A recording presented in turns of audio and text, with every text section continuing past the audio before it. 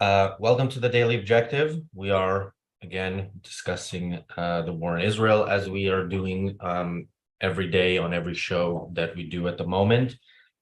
Today, we're going to talk about Israel's enemy within, and specifically, we're going to talk about one particularly despicable organization called B'Tselem. We'll give you a little bit more about what that organization does, what it is, what it was founded for in a couple of minutes. I do want to start as I always do with.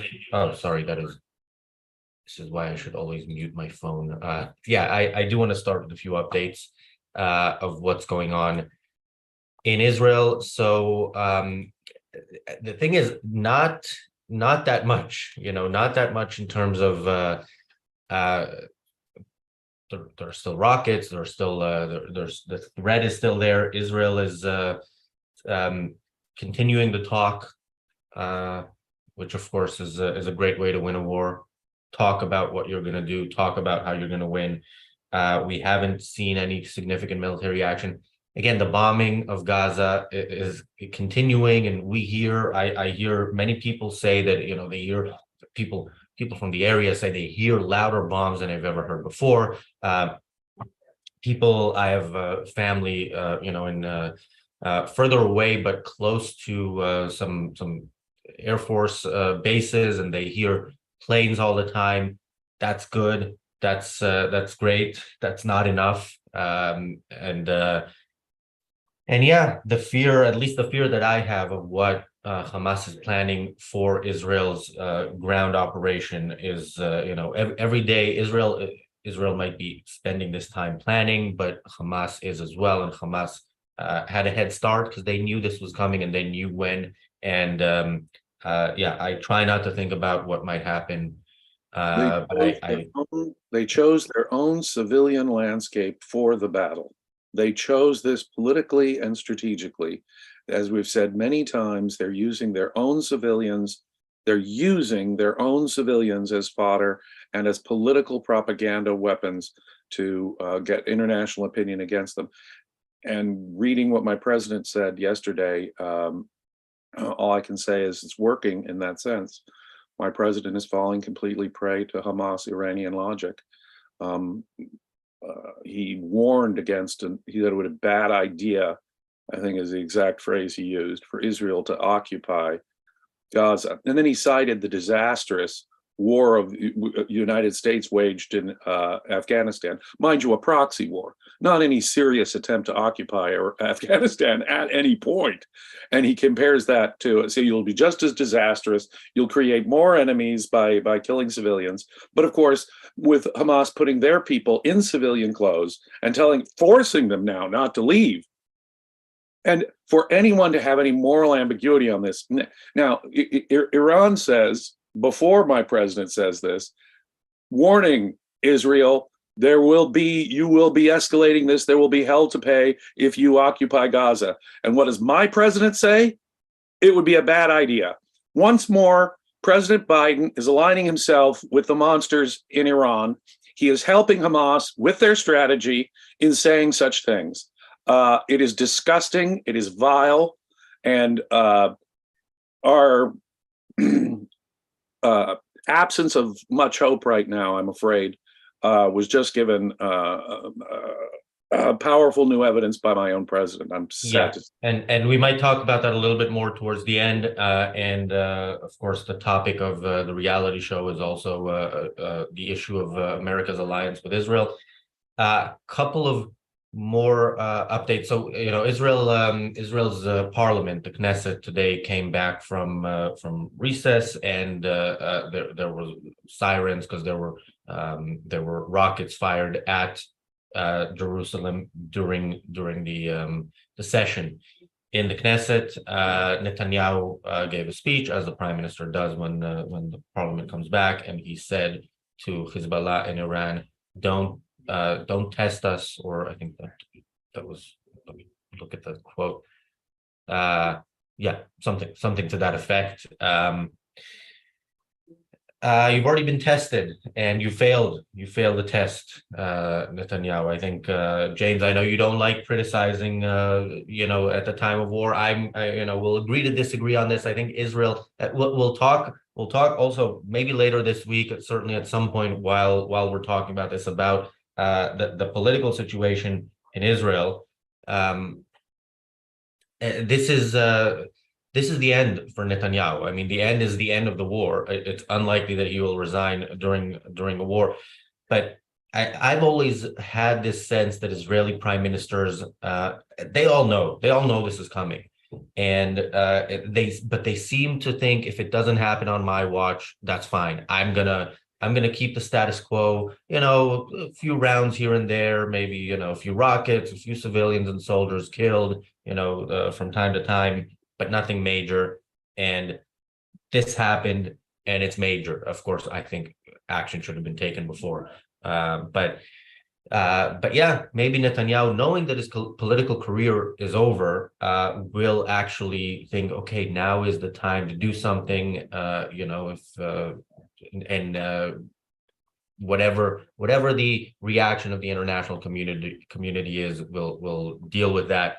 In Israel, there is consensus that Hamas should be destroyed, which is also unprecedented. We'll talk about the exception to that in a second. I don't think it's wrong to criticize Netanyahu as such, and I am disappointed at the lack of action. But part of my perspective here as an American is I see my president already stabbing Israel in the back by warning against an occupation, and that absolutely does constrain what Israel. I mean, if America doesn't have your back against Iran, and you're facing a 2-3 front war, now of course, I think I'm disappointed along with you, and I will criticize Netanyahu. I think we should have had, like I said last week, I don't understand why Gaza City isn't already rubble. But I am not a military expert. And while I know that a decisive action is required here, I also know that the West does not have Israel's back. And I know that officially as of today. And so my sympathy is for the impossible position that puts Israel in. I mean, someone shoots your baby, and then you say, I'm going to shoot you back. And then they hold up their baby in front of themselves. And what are you supposed to do? And then Biden says, that's right. You can't shoot because babies might get killed. What are you supposed to do?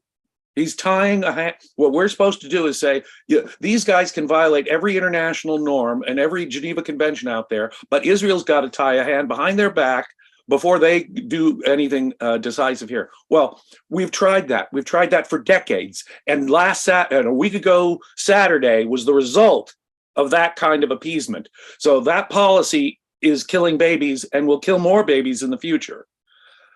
Yeah, and we'll talk more about that policy also with today's topic. I just want, so this is not really updates, but I want to tell these stories, and for people who have trouble hearing some of the horror stories, maybe mute for the next minute or so. We'll do more to talk about the specific stories of what Hamas has done. We might do a whole episode on that at some point if I am able to do that. But just a couple of examples that I've witnessed. So now there's this story in Israeli media about how in that morning, one of the things that actually prevented Israeli forces from getting to those villages and helping take them back and helping save whoever could still be saved was the fact that the roads were blocked. And the roads were blocked by cars that Hamas terrorists basically shot people who were in those cars, and they died, and the cars blocked the road. And one of those stories is 15 elderly 15 pensioners were on a minibus going to the Dead Sea, which is a place where Israelis go. It's a vacation spot, and they just slaughtered everybody on that minibus. That I think that kind of tells you again, at war there are things you have to do, and when it's a just war, which of course this isn't, but in what situation do you need to slaughter pensioners on their way to vacation? There are other heartbreaking stories. There's a story that I saw a few days ago of somebody who was a soldier who was going to marry a gay soldier who was going to marry his boyfriend, and they had a song that they were going to play as their first either their first dance or the entrance before they were getting married. And that soldier died, and at his funeral the singer came and sang that song, and that was heartbreaking. You can see everybody there was obviously crying. And You're gonna make me yeah, cry. I think people should know the specific details where possible, because you need to know that these people are monsters, and all of them are monsters. Certainly all the people who perpetrated this are monsters. You don't do this kind of stuff in any situation unless you're a monster. It, All right. it shows coordination and planning. And one of the other I know I keep coming back to my own president's vile statements recently, but one of the things he said is, well, we haven't found any specific evidence that Iran told them to do this thing at this time. Now, he concedes. He concedes that Iran has been funding Hamas for years to the tune of millions upon millions of dollars, sending them weapons, supplying them with money, coordinating their other activities, previous activities. I don't care whether they have proof of a smoking gun of Iran's specific involvement in the planning here. But guess what? You have to be pretty stupid not to think that Iran was involved in some planning of this incredibly well-coordinated thought. Look at all the roadblocks, the coordination, the paratrooping in. These people obviously had Iranian help. And for my part, making noise like that sickens me. And like you say, it doesn't matter. There was no proof, as far as I know, of the Taliban being involved in the planning of 9/11. Does anybody say that Biden voted for that war? I don't care. I don't care. How much support does the Taliban have to give Al-Qaeda before we say it doesn't matter? How much support does Iran have to give to Hamas and Hezbollah before it doesn't matter here? I don't understand. It is absolutely insane. And Biden is telling Israel, you got to abide by rules, and we're going to hold you to these rules. Whereas those monsters, that they can come in, slaughter babies, rape people next to dead bodies, throw burning tires into rooms full of children. And what? Israel can't respond. They have to have their hands tied behind their back for any response, especially when they're using their own civilians. I mean, that is disgusting in the extreme. No, in fact, this is the sort of situation where you have to say civilians will have to die. It is Hamas and Iran's fault that civilians are dying, and every civilian that Israel would kill in the wipeout bombing. I mean, because think about the strategic impossible situation. You're going to go into urban warfare in a densely populated area, block by block, looking for Hamas people who are hiding among the civilians. And you know how many Israeli defense forces are going to die in that's the worst tactical scenario for any battle. Israel has every right to flatten that place before they send in a single soldier. And I'm sorry, we've gone over this before, but but we talk about how politics is not a starting point. People's political views are based on their views of ethics, and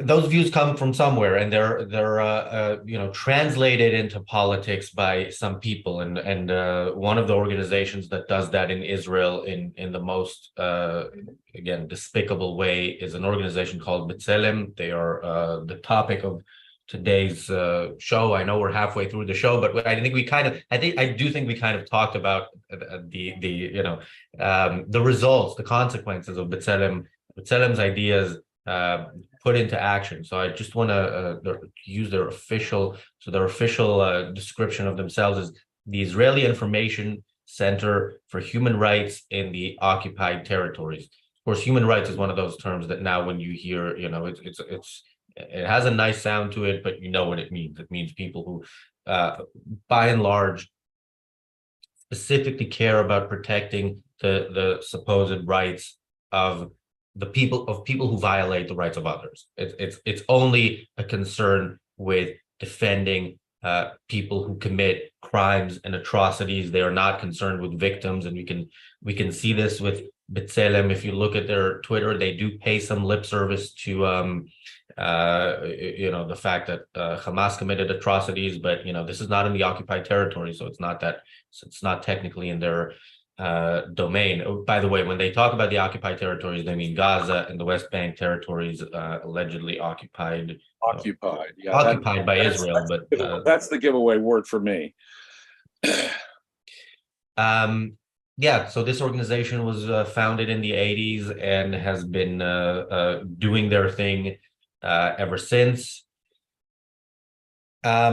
If you look at their Twitter, by the way, their Twitter is in 3 languages: Hebrew, Arabic, and English. But I'm sure all our viewers speak at least one of those languages, and you can see their what they're campaigning on at the moment is calling on Israel to essentially not go on a military operation in Gaza, or at least not kill anybody, which is one and the same. And this is with full knowledge of what happened in Israel last week. Just one point. So there's, I really hate it when people look at a situation and their political opponents are in harm's way, and they kind of celebrate that. And I've seen some of that happen because around the issue of a B'Tselem, somebody from their management team being held hostage in Gaza. And I've seen some pretty disgusting tweets about that. But I've seen people complain about the use of the word irony there, and I side with the use of that word. Now, that does not mean that we shouldn't hope for this person to be rescued and come back and tell us again why Hamas are the good guys. But there is an irony. If you are standing shoulder to shoulder with terrorists your entire life, this is what you dedicate your life to, and then you're the victim of a terrorist attack. Again, the terrorists need to pay, and hopefully this woman will come back safely. But there is an irony there. These ideas are implemented by the Israeli government, and Israel doesn't fight, and therefore Hamas can do what they did. So, that's it. James, your thoughts on B'Tselem?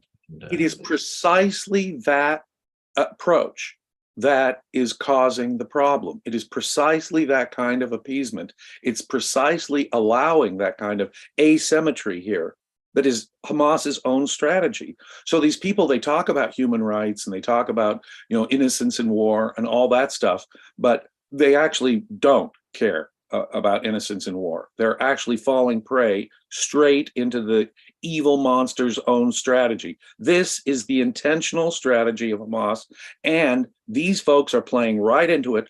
Like I say, just like my own president is now falling right into their strategic trap. It is, as far as I'm concerned, it is siding with Hamas. It is siding with Iran to take that position. Period.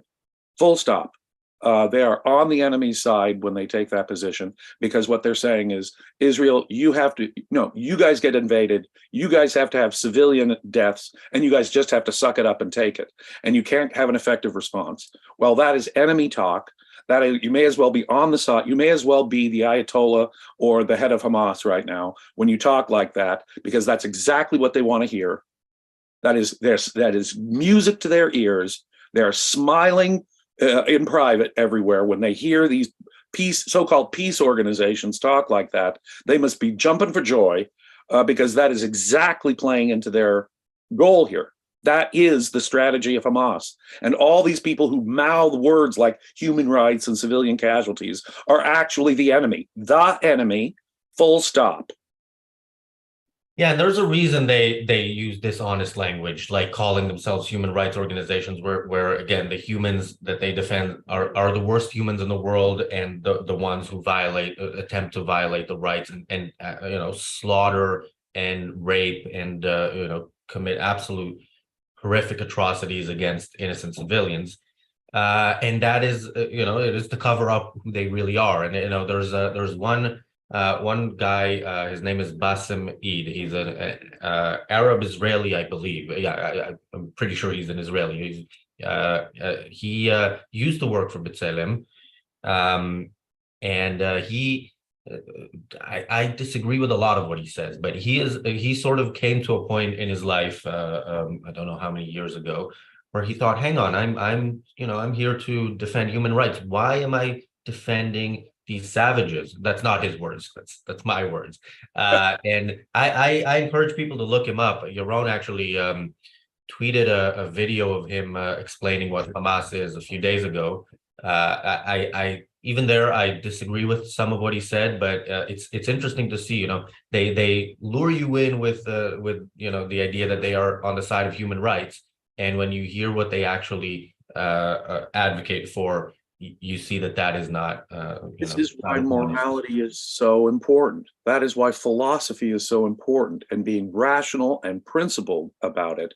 We cannot rely on religious or emotional notions of morality that say turn the other cheek is the way to go, and oh, look at how successful Gandhi was in throwing out the British by means of nonviolence. And if that is really your model of things, if you're that disconnected from reality when it comes to ethics, of course you're going to be causing all this kind of death. And causing it, I have to say, even if they know they're doing it or not, it doesn't matter to me. They are the cause. And I want to ask you, Razi, with groups like that and with presidents like mine, how if Americans and Jews are thinking this, how is there going to be an effective response? How can we hope for an effective response if there are Jewish organizations like the one you just cited, if there are presidents like mine, who I just quoted? What are our hopes for a decent response when Americans and Jewish groups are sounding like that? Well, the hope is that the Israeli leadership will ignore them, will do what's right, will pay the political consequence. There's no political consequences of not listening to B'Tselem directly, but there's nothing they can do about it. But there are consequences of going against America's, let's call it, advice on Right. this. And I think those are Groups bad like this. consequences. They're not. It's not something to be ignored. But you do your cost benefit analysis, and you're in a bad situation, and you have bad options to choose from. And I think the giving in to people who are trying to wipe Israel off the map to finish the job that Hitler started, I think giving in to them is worse than sanctions, than whatever Israel might face if they go Agreed. on a military operation that really Agreed. And I know there are a lot of Americans, forget my government and my president, there are a lot of Americans, just like I think most Israelis, want a real response here. But will the voice of most Israelis and most Americans actually get implemented in practice? That's my concern. When I hear about organizations like the one you just talked about, when I hear my president over the weekend talk, I begin to wonder whether the correct response that the people want will actually happen, Razi. Yeah, and it's particularly frightening because America does practice what it's preaching. It practiced it in Afghanistan, in Iraq, going further back. This is how America fights nowadays, and this is what America demands of its allies. And we'll talk about that a bit more in our next show. I want to thank our super chatters, Paula Zeus, Wes Stewart, Nicholas De Jong, Jonathan Honig, Jason Adams, who asks, do you think Europe will face pressure to accept Palestinian refugees, with alt-right types already using this as reason for Israel to show restraint? Well, I've seen some alt-right stuff on social media, and I'm not surprised that they side with Islamic terrorists. They're ideologically they're not that far. I hope Europe will be faced with that dilemma, because as I see things, I don't see any type of military action in Gaza that will require anybody to be a refugee. There are some people who moved from the north to the south, and now some of them are moving back because they saw that Israel's threats were not backed up with any action. But yeah, that's my view. James, what do you think of that? Well, I think it is a temporary situation here, and I think nobody. That's the funny thing. Egypt doesn't want these folks in, or even on a temporary basis. Even during any kind of bombing, they won't let them in, apparently.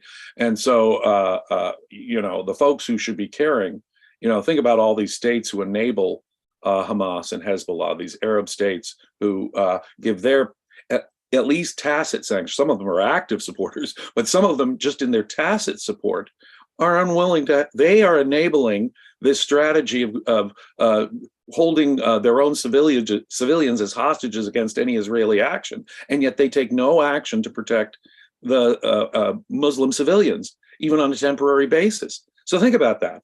It seems to me all of these Arab nations that are tacitly helping the strategy of Hamas to force Israel to kill, and that's what they're doing. They're forcing Israel to kill civilians so that they can make headlines and propaganda out of it. And all of those nations that enable Hamas in this way are the ones who really should be taking in the Palestinians right now, starting with Egypt, it seems to me, if they really cared about Muslim civilians. If they really cared about Muslim civilians, rather than wanting some international propaganda strategy to work against Israel. That's disgusting in my view. And they are the enemy. They are tacitly working for the enemy's strategy in this war. There's no other way of looking at it. But then again, my own president, in a way, is tacitly supporting the enemy's strategy in this war. So, I always say I don't want to endorse comments that are not super chats by reading them out, but I do want to read this one out by Frank Grail, who says there are Jews in Israel who are on the Palestinian side because they say that a Jewish state should not exist because the Messiah has not come. So ignorant. Well, I mean, ignorance is kind of part and parcel, with religion. That's the thing. Even when religious people are on, if somebody's on your side because his imaginary friend told him to be, I don't trust them that much. Again, maybe in war you have to fight alongside people you disagree with. But yeah, that doesn't fill me with comfort and hope for the success of the war when people get on the right side because of an entity that doesn't exist telling them where they should stand. And some prophecies that, my goodness, Jews and Christians are worried about prophecy. If that's got, like you say, the imaginary friend in the room is the guy, then there's no support here. Either they've turned their minds over to some religious authority or to their own emotions or to their own emotionalism. They're not thinking in a rational, principled way about the ethics of this. So they cannot, by definition, be consistent friends with us. As such, I have to agree. Yes, and we do have to wrap up because we're a few seconds away. ARCUK is not yet at the point where, we have different studios where we broadcast different shows and we can transition quickly to the next show. But the reality show is coming up in about a minute. And right after the reality show, we will have a new clip on the Briefly Objective, our other channel. If you're not subscribed to it, subscribe now, and then right after the show you can see it. I want to say this quickly because people should know that on Wednesday our shows will start 90 minutes earlier. So the Daily Objective will be at 4 p.m. UK time, 11 Eastern, 8 a.m. Pacific. I know it's rough, and 30 minutes later the reality show. That's because we have an in-person event with Yaron Brook in London at 6 p.m. So we want to Can't miss that. Yeah. Thanks, everybody. We'll see you over on the reality show in a minute. Thanks. Take care. Bye.